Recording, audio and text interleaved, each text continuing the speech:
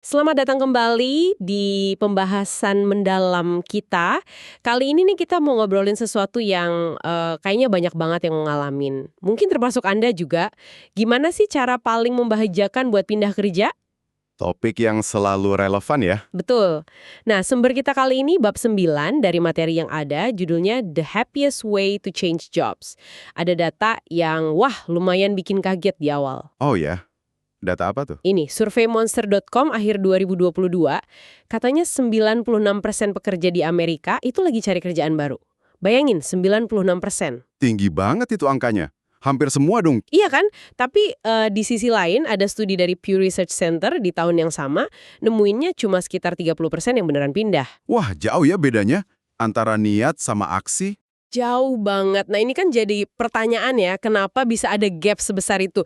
Anda mungkin ngerasain juga nggak sih, pengen pindah tapi kok kayak ada yang nahan gitu? Bisa jadi. Banyak faktor pasti.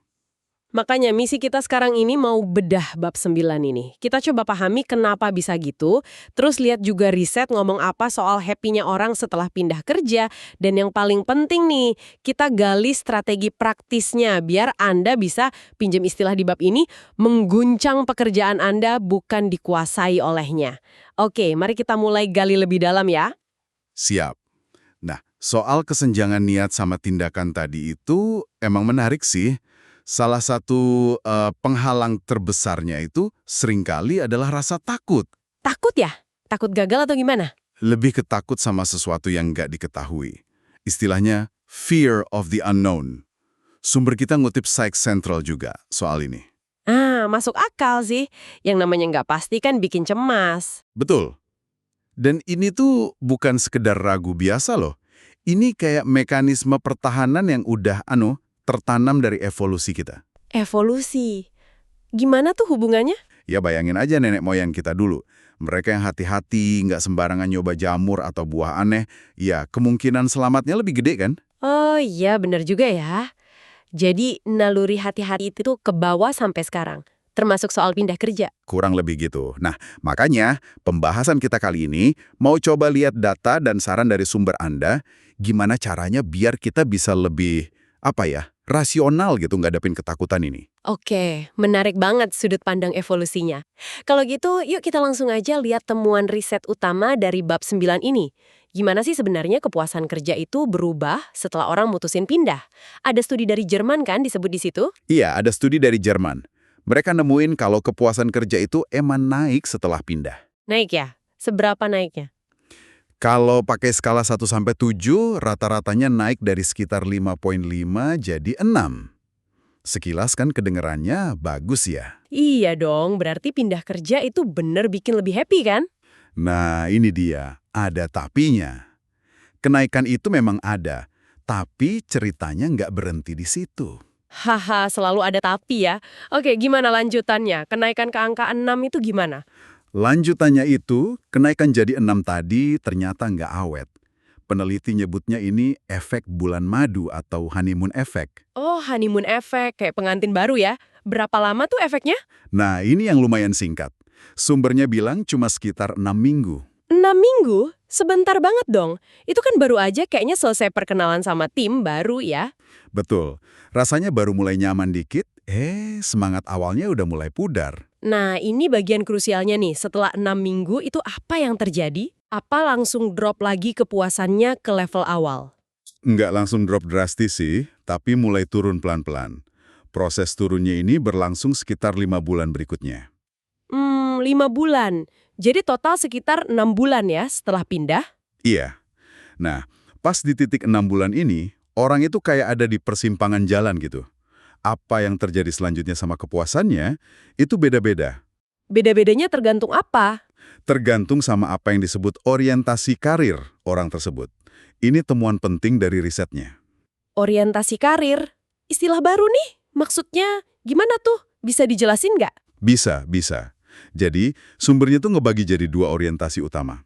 Yang pertama, orientasi berpusat pada diri atau self-centered. Self-centered. Fokus ke diri sendiri gitu ya? Iya, orang dengan orientasi ini ngelihat karir itu tanggung jawab dia sendiri buat keuntungan dia sendiri.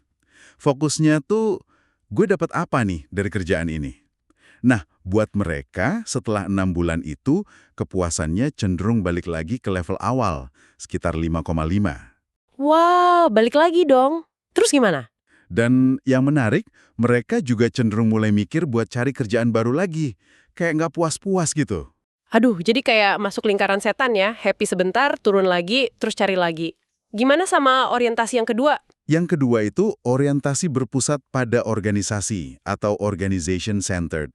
Orang tipe ini lebih mentingin loyalitas, rasa aman, terus ngelihat karir mereka sebagai bagian dari kontribusi ke organisasi yang lebih besar. Jadi lebih mikirin kontribusi dan hubungan jangka panjang gitu ya? Betul. Mereka ngelihat hubungan kerja itu kayak kemitraan. Nah, buat kelompok ini nih, setelah titik 6 bulan tadi, kepuasan kerja mereka justru mulai naik lagi. Wah, beda banget ya hasilnya. Jadi bukan cuma soal pekerjaannya apa, tapi cara kita mandang kerjaan itu sendiri ngaruh banget ke rasa puas jangka panjangnya ya. Persis. Mindset kita, orientasi kita itu jadi kayak filter gitu loh. Nentuin gimana kita ngerasain kerjaan baru setelah euforia awalnya hilang. Kompleks kan ternyata kepuasan kerja itu? Kompleks banget. Bukan cuma soal gaji atau kerjaan enak aja berarti. Nah, selain orientasi karir, ada pola kedua juga kan yang disorot di bab 9. Katanya soal hubungan antara tingkat happy orang secara umum sama kemampuan adaptasi di karir. Iya benar. Temuan ini juga kuat banget. Risetnya bilang kalau kebahagiaan umum seseorang jadi bukan sekedar punya support system atau optimis aja ya, tapi level happy dasarnya dia itu jadi prediktor paling penting soal kemampuan dia ngadepin perubahan di kerjaan. Perubahan kayak gimana tuh contohnya? Ya kayak dapat tanggung jawab lebih gede, atau dituntut punya skill baru, atau dinamika tim yang berubah. Orang yang dasarnya udah happy, ternyata lebih bisa ngatasin tantangan-tantangan kayak gitu. Menarik nih implikasinya. Kalau disambungin sama yang tadi, apa berarti orang yang lebih happy secara umum itu lebih gampang punya orientasi organisasi? Karena happy-nya nggak cuma dari kerjaan. Bisa jadi, itu spekulasi yang logis, walau sumbernya nggak bilang eksplisit gitu. Tapi masuk akal banget kan? Kalau orang udah punya sumber happy lain di luar kerja, dia bakal lebih seimbang ngadepin masalah kerjaan. Nggak gampang goyah gitu ya? Iya, nggak ngegantungin semua kebahagiaan sama validasi diri ke karir doang. Penelitinya juga nambahin catatan penting nih. Kalau kemampuan berkembang di karir, itu erat kaitannya sama work-life balance yang sehat. Nah, work-life balance lagi kan kuncinya. Makin jelas ya pentingnya hidup di luar kerja. Oke, terus ada pola ketiga nih. Soal faktor dorongan atau push lawan lompatan atau jump. Maksudnya apa lagi nih? Ini ngomongin alasan kenapa orang pindah kerja. Sumbernya ngutip studi dari The International Journal of Aging and Human Development tahun 2017. Studi tahun 2017, apa katanya? Katanya, orang cenderung lebih happy sama perubahan karirnya kalau keputusan itu datang dari kemauan dia sendiri. Itu yang namanya lompatan atau jump. Jadi inisiatif sendiri gitu ya? Betul.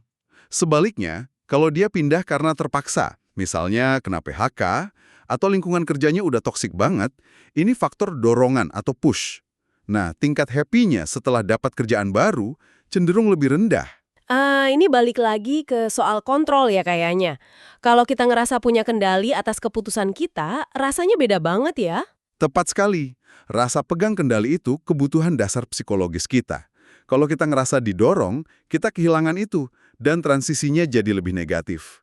Pengalaman negatif ini bisa ngebayangin kepuasan di tempat baru nanti. Jadi implikasinya, kalau situasi kerja udah mulai nggak enak, mendingan proaktif cari jalan keluar sebelum didorong. Kemungkinan besar gitu. Bertindak sebelum dipaksa keadaan, itu biasanya ngasih hasil transisi yang lebih membahagiakan. Nah ini kan jadi mikir ya, gimana sebaiknya kita nyikapin potensi perubahan ini? Nunggu atau gerak duluan? Pertanyaan penting itu. Oke, kalau kita rangkum dulu nih temuan risetnya sebelum ke saran praktis. Ada honeymoon effect sebentar, terus kepuasan jangka panjang dipengaruhi orientasi karir, fokus diri versus organisasi, terus kebahagiaan umum itu penting buat adaptasi, dan pindah karena mau sendiri, lompatan, lebih bagus daripada karena terpaksa, dorongan. Nah, dengan bekal ini, gimana saran praktis dari bab 9 buat Anda yang mungkin lagi nimbang-nimbang pindah tapi takut? Saran pertama katanya, kelola ekspektasi Anda. Nah, ini fondasi penting banget. Mengingat tadi ada honeymoon effect yang singkat, terus ada pengaruh orientasi karir, penting buat nggak ngelihat kerjaan baru itu kayak peluru ajaib gitu, yang bakal nyelesain semua masalah. Jadi jangan terlalu ngarep berlebihan gitu ya. Betul. Perubahan emang bisa bawa perbaikan. Tapi euforia awal pasti pudar. Apalagi kalau orientasi kita cenderung ke diri sendiri. Kepuasan bisa cepat balik ke awal lagi. Jadi realistis aja. Realistis, kerjaan baru mungkin lebih baik di beberapa hal, tapi pasti ada tantangan baru juga ya kan? Kalau kita ngarepnya ketinggian, siap-siap aja kecewa. Mungkin ini juga nyambung ke kenapa orang yang self-centered tadi gampang pengen pindah lagi ya. Ekspektasinya nggak ketemu terus. Sangat mungkin. Nah, saran praktis kedua yang nyambung banget adalah cari dan bangun kebahagiaan di luar pekerjaan dulu. Ini kan ngacu ketemuan tadi, kalau happy di luar kerja, itu prediktor terbesar happy di dalam kerja. Jadi sebelum fokus benerin kerjaan, benerin dulu area hidup yang lain gitu. Kurang lebih gitu. Penulis bukunya ngasih insight bagus nih. Katanya kalau hidup kita di luar kantor itu udah enak, stabil. Nah, masalah di kerjaan itu rasanya jadi lebih enteng, nggak terlalu bikin stres. Sebaliknya kalau semua harapan happy digantungin ke kerjaan, Ya, bebannya jadi berat banget buat kerjaan itu. Nggak fair juga kan? sumbernya malah pakai analogi tajam ya, jangan jadiin pekerjaan itu agama. Jangan cari semua makna hidup cuma dari karir. Iya, analogi itu nusuk tapi bener ya. Justru kalau kita punya sumber makna lain, hubungan, hobi, komunitas, spiritualitas, kita malah bisa lebih kuat dan happy di dalam kerjaan. Jadi lebih proporsional ngelihatnya. Setuju banget. Nah, saran ketiga, lompat sebelum Anda didorong. Ini balik lagi ke soal push versus jump tadi dan rasa kontrol. Betul. Rasa nggak berdaya itu kan nggak enak banget ya. Salah satu korelasi umum depresi itu ya perasaan hidup di luar kendali. Dan kalau sampai didorong kayak PHK gitu dampaknya bukan cuma kehilangan kerjaan kan. Bisa ada rasa frustasi, malu, marah. Iya, dan bahkan pas udah dapat kerjaan baru pun katanya kepuasannya cenderung lebih rendah dibanding yang pindah atas kemauan sendiri. Berat emang dampaknya. Tapi kan kadang PHK mendadak, nggak ada tanda-tanda. Kadang iya, tapi sering juga sebenarnya ada sinyal-sinyal awal kalau kita jeli. Kayak perubahan manajemen besar-besaran, rekrutmen dibekukan lama, ada rumor restrukturisasi, atau kinerja perusahaan turun. Jadi kita harus lebih peka baca situasi ya. Betul. Kalau kita waspada sama sinyal ini, kita punya kesempatan buat ambil kendali. Rencanain langkah, cari alternatif. Jadi perginya itu atas keputusan kita, bukan karena jadi korban keadaan. Ngasih lihat gambaran beda loh. Gimana? Datanya gimana? Rata-rata pria baby boomer di AS yang pendidikannya tinggi itu, sepanjang karirnya megang hampir 12 kerjaan beda. 12? Iya, 12. Kalau perempuan malah lebih. Bisa di atas 13 kerjaan. Wah, gila sih. Belasan kali pindah kerja. Itu kan jauh lebih sering daripada rata-rata orang nikah atau cerai ya? Jauh banget. Nah, ini kan ngasih konteks baru ya. Kalau kita lihat gambaran besarnya, pindah kerja beberapa kali, bahkan belasan kali itu, ya bagian normal dari karir modern. Jadi bukan sesuatu yang aneh atau tanda kegagalan gitu ya? Bukan sama sekali. Lebih ke adaptasi aja sama pasar kerja yang dinamis, dan pencarian kita akan klik yang lebih pas. Ngerti kalau ini normal, bisa bantu ngurangin beban pikiran pas lagi nimbang-nimbang mau pindah. Oke, jadi kalau kita tarik benang merah semua saran praktisnya, pertama, lurusin ekspektasi, jangan ngarep kerjaan baru itu solusi ajaib. Kedua, cari happy di luar kerja, itu fondasi. Ketiga, kalau ada tanda-tanda nggak bagus, coba proaktif, lompat sebelum didorong. Dan terakhir, lihat pindah kerja itu sebagai hal biasa, normal, bukan drama besar. Nah, itu dia rangkumannya. Jadi, kalau Anda sekarang lagi ngerasa galau nih, antara pengen maju, tapi takut sama yang nggak pasti. Pesan penutup dari bab 9 ini kayaknya lumayan ngasih angin seger ya. Iya, pesannya tuh intinya, nyoba hal baru di karir itu sebenarnya bukan pertaruhan segede itu kok. Kalau emang ada keinginan kuat dan peluangnya kelihatan oke, ya mungkin nggak ada salahnya dicoba aja. Tapi, ingat kunci utamanya. Betul, proaktif lompatan hampir selalu lebih positif hasilnya daripada reaktif. Dorongan. Kuncinya ya di ekspektasi realistis sama komitmen bangun hidup yang oke di luar jam kerja. Sip. Terima kasih banyak udah nyimak pembahasan mendalam kita kali ini. Semoga insight dari bab 9 ini ngasih perspektif baru ya buat Anda semua dalam menjalani karir. Semoga bermanfaat. Nah, sebagai penutup, kita mau lempar satu pertanyaan nih buat Anda pikirin lebih lanjut. Sesuatu yang nggak terlalu dibahas detail di bab ini. Kita kan tadi banyak ngomongin transisi ke kerjaan baru ya, tapi gimana ya sama dampak kumulatif kalau kita sering banget pindah kerja? Dampak jangka panjang dari sering pindah gitu ya? Ya, meskipun misalnya tiap pindah itu proaktif, ekspektasinya udah pas, orientasinya juga udah bagus, tapi kalau keseringan banget, ada nggak sih titik jenuhnya? Apa jangan-jangan terlalu banyak perubahan walaupun caranya bener, malah bikin rasa stabil atau makna karir jangka panjang kita jadi terkikis, padahal itu kan penting juga buat happy ya kan? Pertanyaan menarik itu untuk direnungkan. Nah, itu dia. Cuma pemikiran lanjutan aja buat Anda eksplorasi sendiri. Sampai ketemu di pembahasan kita berikutnya ya.